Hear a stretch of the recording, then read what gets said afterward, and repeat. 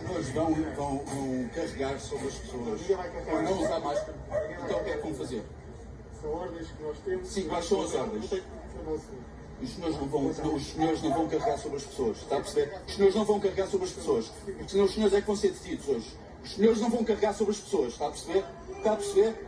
Está a perceber? Está a olhar nos olhos. Não tenho medo sim, está a perceber o que eu estou a dizer? Ai de você que carregue sobre as pessoas, porque há coisas que vão ser sabidas. Digam aos seus chefes. Digam aos seus chefes. Nos faz entrar, olhar nos olhos. Olhar nos olhos. Está a perceber? Está a perceber? Não vai carregar sobre as pessoas. Não vai carregar sobre as pessoas. Está a perceber? Está a perceber? Não vai carregar sobre as pessoas. As pessoas estão aqui pacificamente. Não vai carregar sobre as pessoas por não usarem máscara. O senhor acha que pode dar algum exemplo? Os senhores é que os senhores aqui vão dar. O senhor não tem que dizer que exemplo é que eu dou ou não. Não toca, hein? Não toca, não toca. Está a perceber? Ponha-se no seu lugar. Ponha-se no seu lugar. Eu sou a autoridade judiciária aqui. E o senhor também ponha-se no seu lugar. Está a perceber? O senhor vai ser detido se carregar alguém. O senhor também tem que se pôr no seu lugar. O quê? Diga. O senhor também tem que se pôr no seu lugar. Eu ponho no meu lugar. E o meu lugar é este. Acima. Sim, acima de si. Está a perceber? O senhor está abaixo de mim. Portanto, o senhor não vai carregar sobre ninguém.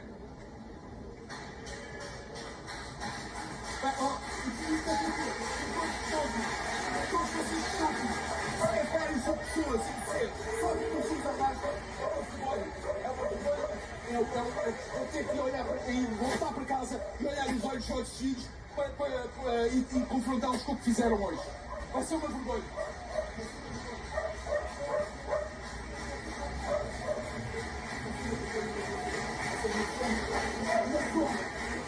Uma desonra. Uma desonra.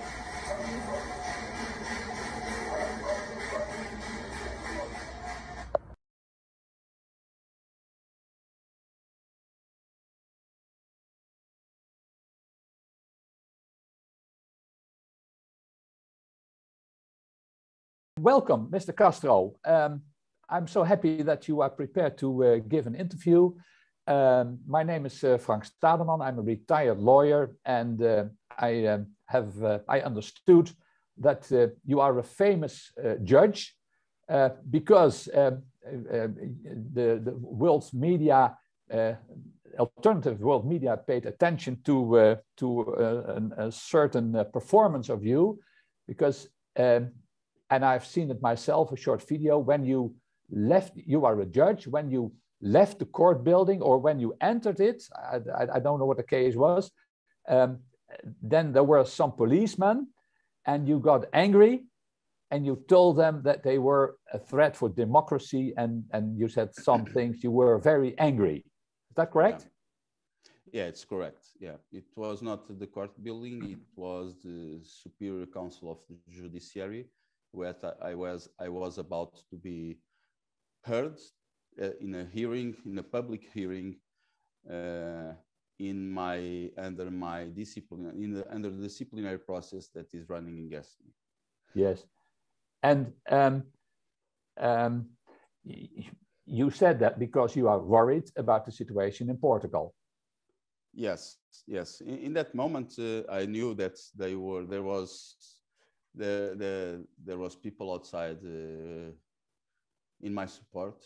Actually, I'm suspended from duty, and people were there supporting me. And I got information that the police and the people there was absolutely peaceful, and but I got information that the police was going to use violence against them with the excuse that they were not using the mask. So, and that was something that happened already before. People beat the hell out of people supporting me outside of that building before on April. And I knew that was going to repeat. And I had to make sure that as soon as I would step in the building, the police was not going to start beating people up there. Yeah, so you protected your own supporters by yes, speaking to those policemen. Yeah, yeah. And you are suspended. And why are you suspended? I'm suspended because I took a decision in the court in a criminal case that I was judging. And my position in that decision was that the defendant could not use the mask while he was going to speak, to talk, because, and not only the defendant, but also witnesses, because the only way I could do my job by evaluating proof, testimonies, and declarations was only if people had the face completely uncovered. Otherwise, I could not do my job properly, and that trial would be a farce. So, if I understand you correctly, in the courtroom where you were the judge, you gave permission for the people not to wear the mask. Yes. In the courtroom. In the courtroom. And it was a criminal case which had nothing to do with Corona whatsoever. Yeah, whatsoever, yeah. It was only your behavior in the courtroom that you gave permission to people there not to wear the mask. Yeah, but I mean, it was not an irrational decision. I based my decision, and I wrote down my reasons, my legal reasons, my legal basis for that decision. It was a decision according to the law, but the mask mandate is so strong that even courts cannot be independent anymore, because we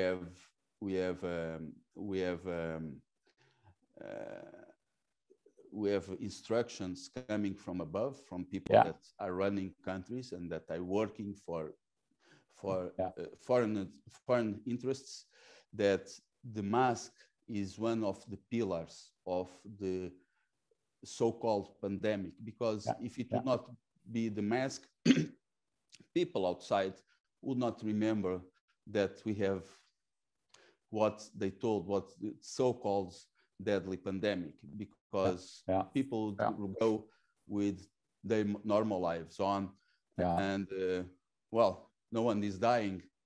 No, we all unless people that had to die anyways for other reasons. So people would understand that we are not under a deadly pandemic without the mask. I think we all agree on that. But I'm fascinated, especially because you are suspended for your behavior in the courtroom. You yourself also did not wear, during that court hearing, you did not wear a mask. Well, I entered in the courtroom with it's not a mask, shield, I don't shield. know the name. Shield. A shield, a plastic shield. But for me, it's nearly impossible. I have to confess, it's nearly impossible to be serious doing my job with that thing on my face.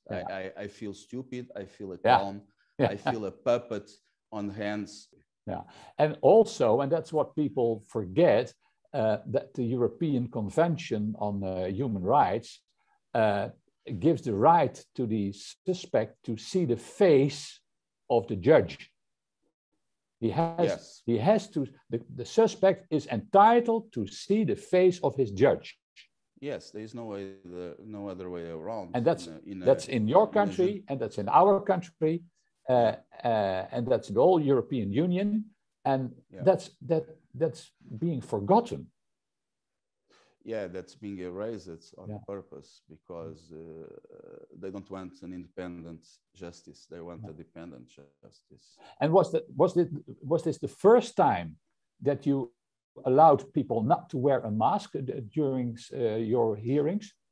Well, the thing is that I started as a judge in 2005, but in 2011 I asked for a long leave without salary, because in 2011 I wanted to go back to my law practice as a lawyer.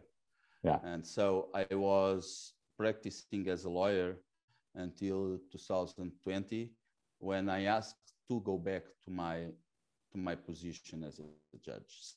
So I started in March, and so on those first days of March, it was before the end of March. It was my first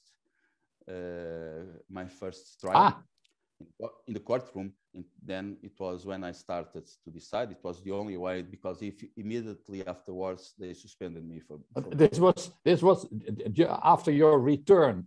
After my return, as a judge, it was the first your first hearing, and then you were afterwards you were suspended. Yeah. Well, that's very remarkable. Very well. They in my disciplinary case, they also put my positions, my public positions about the so-called pandemic and about the injections and so forth. So it's my opinion that is at stake, and also that decision that I made in the courtroom. Yeah, and now you're practicing again as a lawyer. No, I cannot right now because I'm suspended from duty, but I am still a judge, so I cannot practice as a lawyer right now. But if you would want to, I would have to quit from being a judge, but it's possible that tomorrow I will be fired, because tomorrow is the day that they are going to decide my case. So there is a high chance that I'm going to be fired. So I will go back to my practice as a lawyer. So you expect that you will be fired tomorrow? There is a high chance that I'm going to be fired. Yeah. Well, I'm very sorry for you, and I'm very sorry for Portugal. In the Netherlands.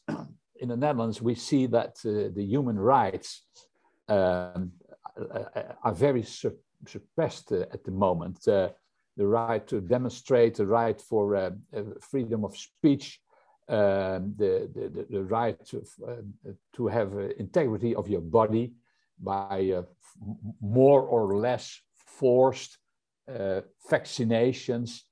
How is that in Portugal? Well, regarding freedom of speech, I think it was the first part of your question, I believe. Yeah. Regarding freedom of speech is pretty much suppressed since in Portugal we have a monologue in the mainstream media, and we don't have many alternative media. That's a huge problem in Portugal. The news agency that we have in Portugal, that is Lusa, is controlled by the government by 50%. The government owns the only news agents that we have in Portugal owns 50% of the stock of the stockholders, and they receive, besides that, every month they receive more than €1 million per month. So we don't have independent journalists. We have a propaganda, a very strong propaganda, and we don't have, so on the level of the media, there is no freedom of speech, because every journalist that tries to go against narrative is immediately put aside. So and regarding everything else, we have. Well, I have been trying to show to people that we cannot be afraid to speak out the truth, even if the truth is shocking, and even if the truth is offending someone that is hurting the population. We have to speak out the truth. We have to talk. So there is a fear that I'm trying to challenge. There's a fear that I'm trying to make people to be able to challenge that fear, to speak out, to start saying that everything is wrong here. We have a deeply corrupt, dishonest government that is sucking everybody's lives for decades. People have to challenge that fear and to be courage, to have the courage to speak out the truth. But the fear in the Netherlands, there is also a lot of fear to speak out during demonstrations because the police uses violence and a lot of violence against demonstrators who are very peaceful. So that scares a lot of people, which I can understand. How is that in Portugal? Okay, in Portugal, I think we are a bit better. If it is like that in the Netherlands, I think in Portugal we are a bit better because the key roles in the police, the bosses in police are politically nominee for those positions. So they try to manipulate the officers that are that are outside. But we have the majority of the police officers in Portugal are good. And they resist much more on following orders that could hurt the population. Whoa, then but there are some that do that, but it's not general. It's something that we can see that there are a huge fraction, a huge division in the police between the ones that call this BS and the ones that are following like puppets or dogs. Oh, yeah. The ones that are in the main positions, yeah, above. Yeah, and well, that sounds good. That the majority of the policemen in your country are good people. It's difficult to say that about the policemen in the Netherlands. But the image is built that they are not good because the people, the policemen who are there when there are demonstrations are in general very violent, and well, that reflects, of course, the image of the rest of the police. I'm sorry, just to add something. Yeah. The only time that there was violence in the protest, it was that on that occasion that I just explained during my first hearing at the Superior Council of the Judiciary, because they want and those police that used violence against those people they were peacefully there supporting me. Those police, they are the special unit, the anti-riot unit, the intervention police, and they follow orders, and the orders were to take revenge on me with beating up the people that were supporting me, because I am for the government a huge problem right now. Yeah. And with regard, for instance, the curfew, you also had a curfew, I guess, in Portugal. Yeah. Was that challenged before courts? Were there people who tried to protest in court against the curfew? And yes, there were not many, but there were. And but I don't know any positive decision from those cases. I think there weren't. The thing is that if people were outside not following the curfew, and police would arrest them or detain them, and they would be taken to court for the crime of disobedience. Yeah. The majority of courts were in favor of the curfew. No, were against of people to be arrested to enforce the curfew. So were decided. But I don't understand. They supported the protesters, or they supported the curfew? The thing is that if someone was under the curfew and was taking the initiative to go to court, look, I cannot be in home arrest. Yeah. And probably the court would not give them, would not decide in their favor, of the people.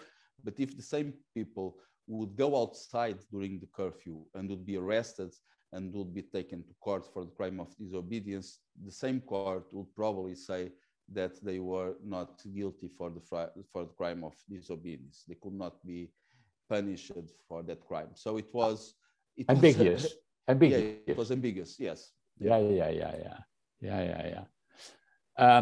But listening to you, I've not the impression that the courts are very much in favor of the human rights, in favor of that they do not support the people. That they, my impression is that they follow the rules, the policy of the government. Is my impression correct?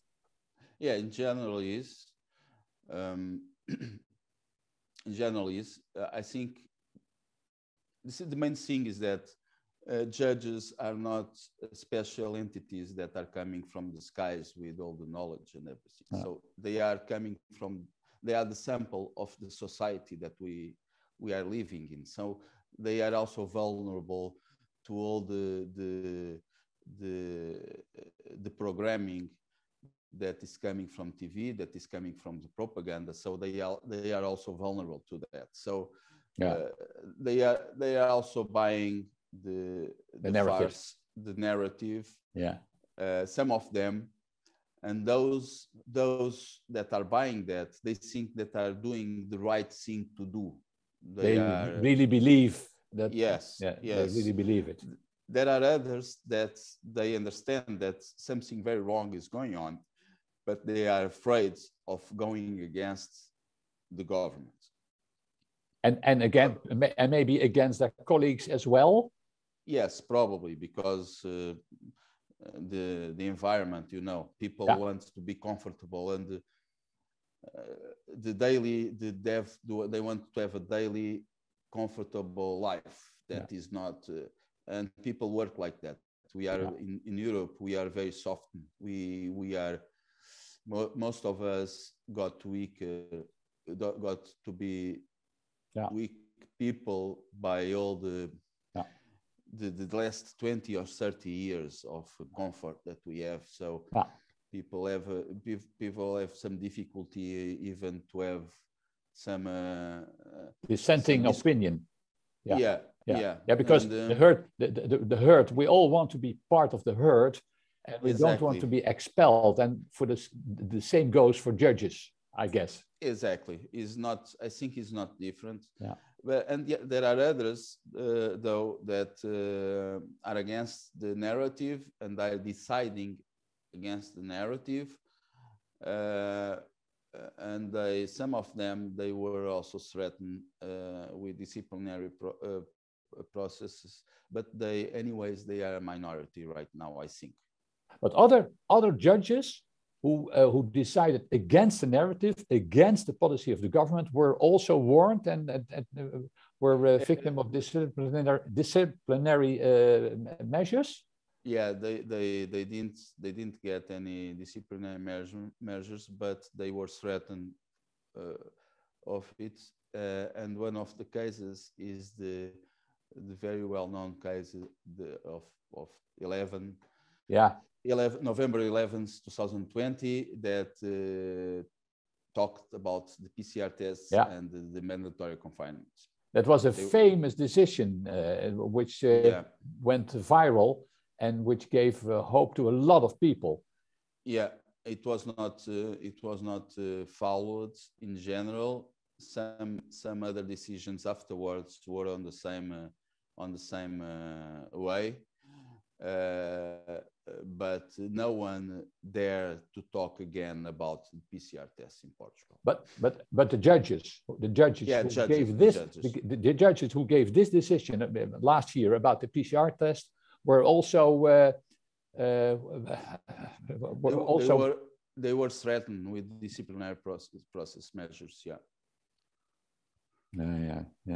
They were warned that they could face disciplinary case against them. In the Netherlands, we do not have the possibility that is checked that whether the law is in contradiction with the Constitution.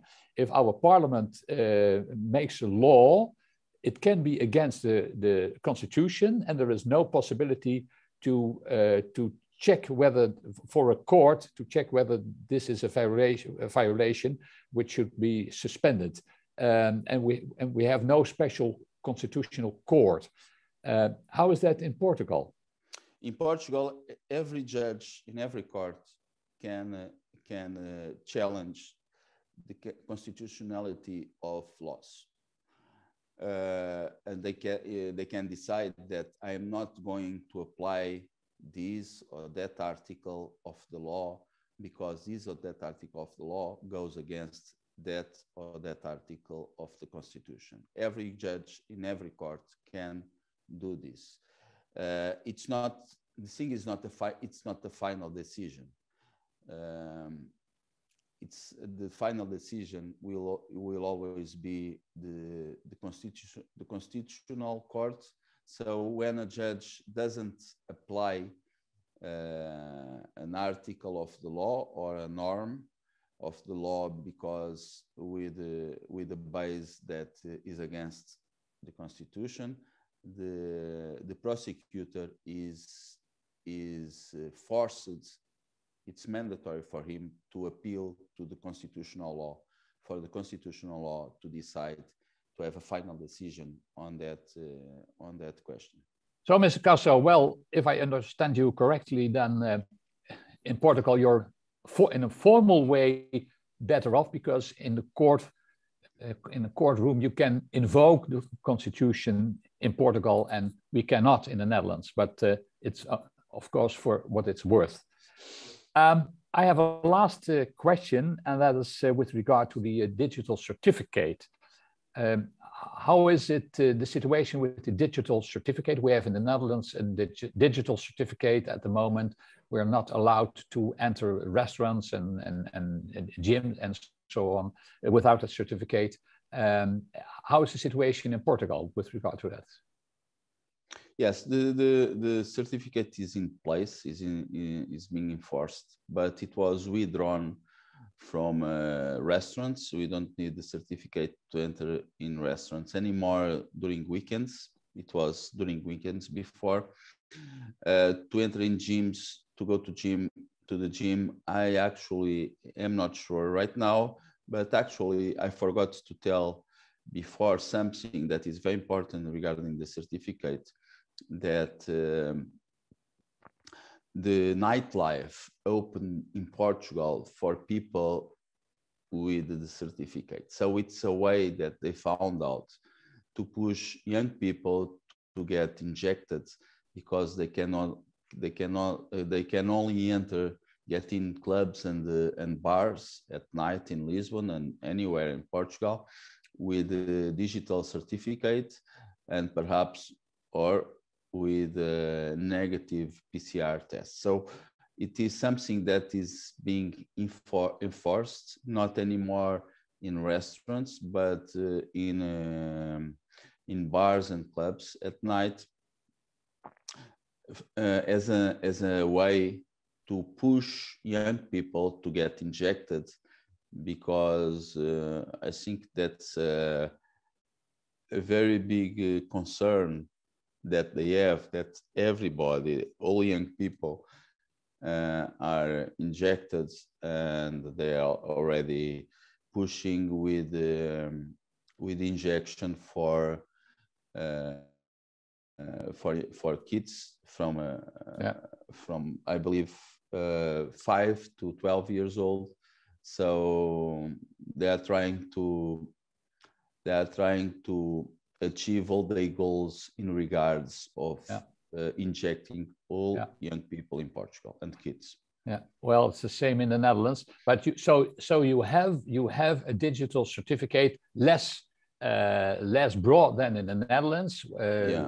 But for the nightlife, you have it in Portugal. And has there been anybody who has challenged in court that certificate? Is there anyone protesting and asking a judge to forbid it as being in breach of the Constitution? Yes, I am not aware of